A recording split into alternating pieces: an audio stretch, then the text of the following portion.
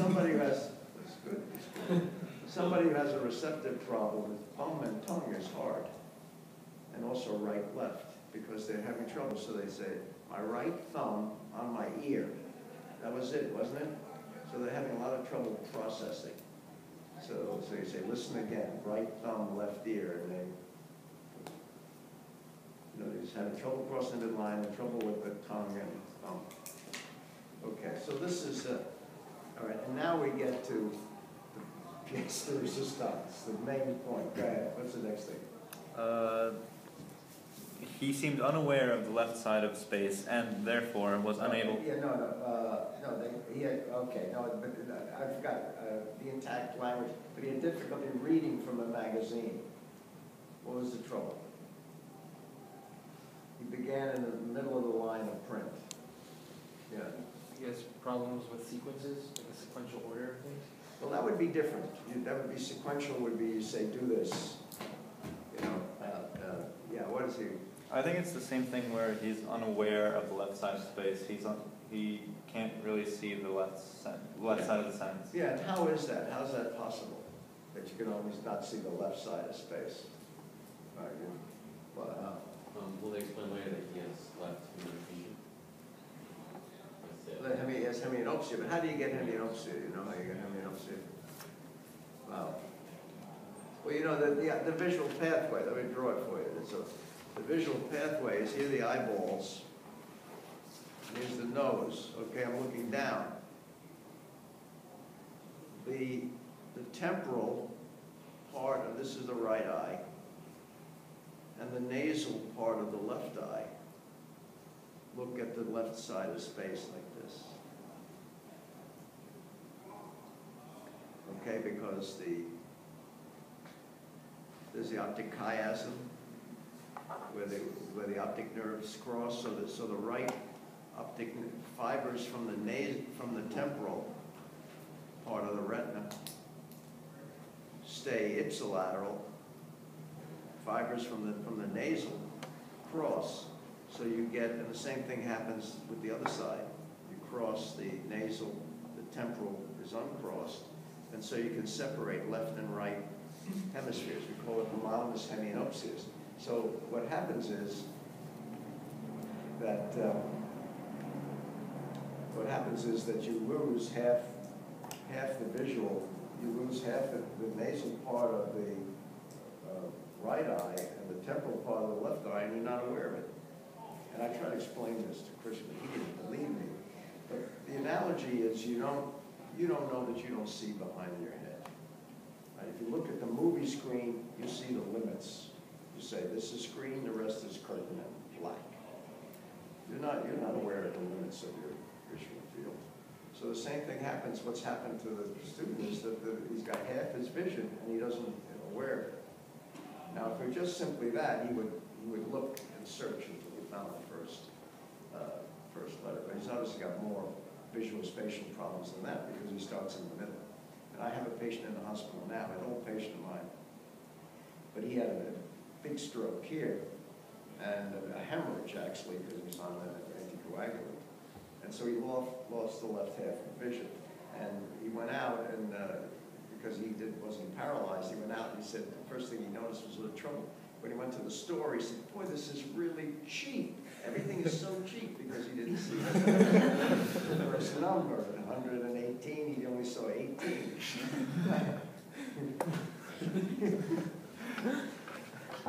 We thought of giving the medical bill. No, I'm retired. I don't do it. I just go see it. I go see him with students to demonstrate the poor guy, because he's got such a good. Okay, yeah, go ahead. Next, go ahead. Where do you want me to read from?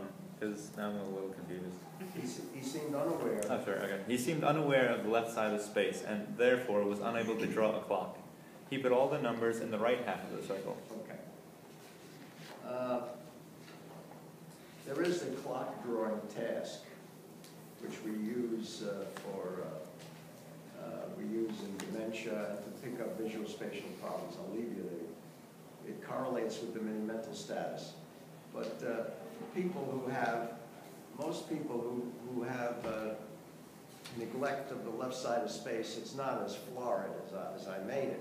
But the way you pick it up is you ask the patient to divide the line in half. And somebody who has what he has will divide it like so. So divide it into 2 equal parts.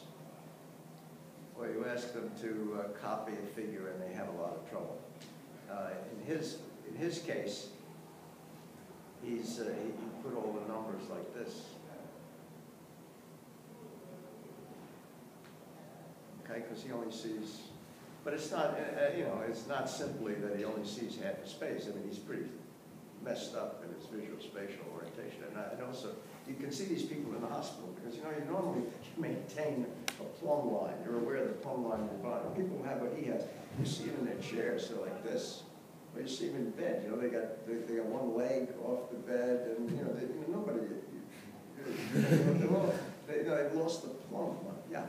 Even in that kind of condition, if you said, like, the clock is at 8 o'clock, he still, like, retains that cognitive, like, ability to, like, imagine what 8 o'clock still looks like, but he can't draw the left hand towards 8 because that's in the left side of the we asked him to put the hands in, and you can't put the hands in when it's like but that. he still, like, understands what that Yeah, he is. probably could read his own watch. Okay. With difficulty, yeah. How would the same test result if, like, they know what a clock looks like, of course, right? So their eyes are closed, they're asked to draw a clock, would they be able to fill in all the Yeah, numbers? that's a good, that's a good thought. Probably not, again, but it'd probably be better than this. Right. It'd be like visualizing the word. Yeah, again, they have this, that's why this world is so, it's so extraordinary. First time I ever saw it. It's not that common, but first time I ever saw it. I mean, and another thing we do is we ask somebody to, they say, picture, you're standing you're standing on the Hudson and you're looking out west. Name everything that you see and name the states. And of course, nobody in New York knows anything about the United States, but they tend to name everything on the right side, Canada. And they say, what about on the other side? What about Texas, Mexico, and everything? They leave it out. So their visualization is defective. It's not just the vision, it's a whole visualization. It's called amorphosynthesis. Nobody takes Greek anymore? You're crippled. You're good at cripple. We take that. Yeah, that's good. That's good. I'm just joking, nobody, but it is a very worthwhile preparation, or else the words you can't figure out. You got to learn. They say when you go to medical school, you have to learn 40,000 new words. So you're way ahead if you know classical languages. Okay. Cranial nerves. There was a left hemianopsia, hemianopsia. He did not see objects present to the left visual field or either eye. Okay, let me check Will if he's here. This is how we do it. I want you to cover your right eye. Not cover your Look at me right in the eye. Okay? Keep focused on my eye and tell me when you see the finger. You see it? See it? See it? Okay. Look at me. Tell me when you see the finger. And somebody who has a hemianopsia, left hemianopsia, will not see the finger until it gets here. So that's how we pick it up. This is called my finger confrontation. The other way to do it is look at me, how many fingers did I throw it? And they'll miss the fingers in the left. Does that have anything to do with the actual blind spot on the eye? Like on the dot test? No. And I'll show you what. The blind spot, I don't have it. I can pick up your blind spot. I need a 5mm red dot.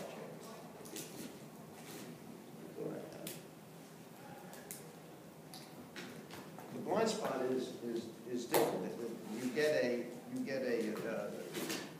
The blind spot is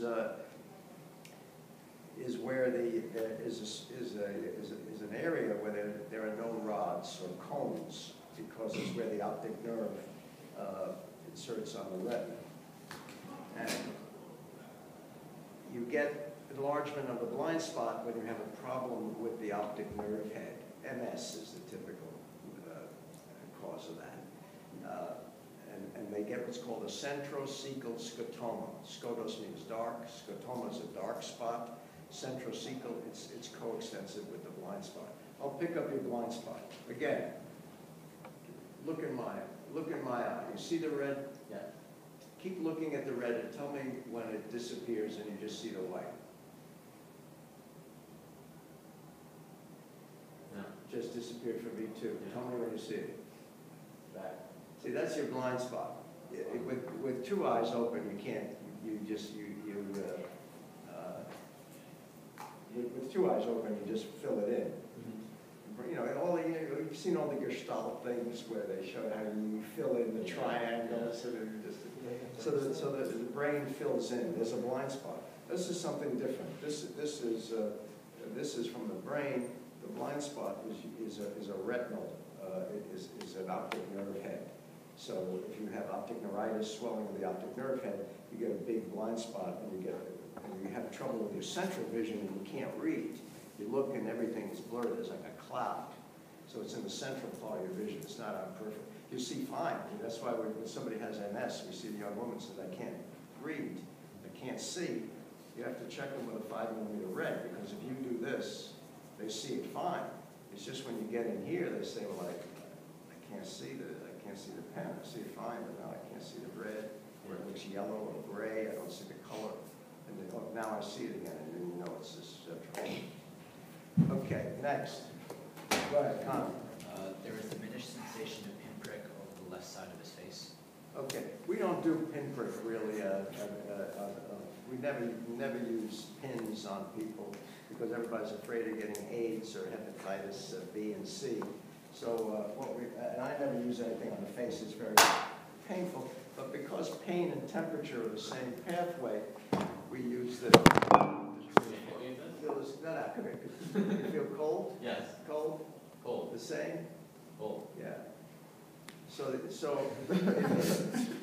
temperature is pain and temperature are the same pathway. So on the face, we don't use we don't use a sharp object, or you can tickle a person with the cotton swab to see it.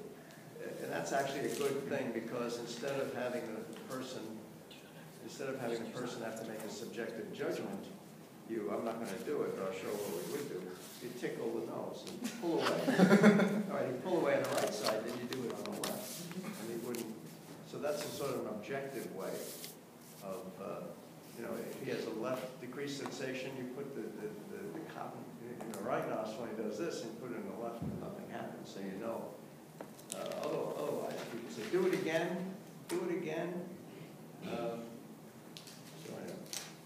All right, so there's diminished sensation over the left side of the face, which suggests there's a problem with what? I'm gonna say the somatosensory cortex. The what? Part of the parietal lobe. Yeah, I mean, it could be the fifth nerve. We don't know. It could be the fifth nerve. If it's just, it could be just the nerve. We have to wait and see whether it's the rest of the body. You're right, but it could be. You're right. It's either a fifth nerve problem, or the problem is with the sensory cortex. Good. All right. Next. Go ahead, read. The left side of his face was immobile during involuntary smiling. Okay. Now, this is important. The grimacing or voluntary smiling comes from the motor strip, right? which is the homunculus. Comes from the motor strip, but real, true emotional smiling comes from the temporal lobe, comes from the limbic system. It's a different pathway. So that's why when you take a picture, you don't say smile, you say cheese, because if you said smile, you'd get a grimace.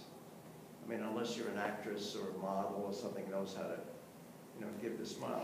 Most people, and this is really very important, we can tell that somebody has a problem in the motor strip because when they grimace, the face is twisted, But when they're, if they should happen to smile, then you see it symmetrically.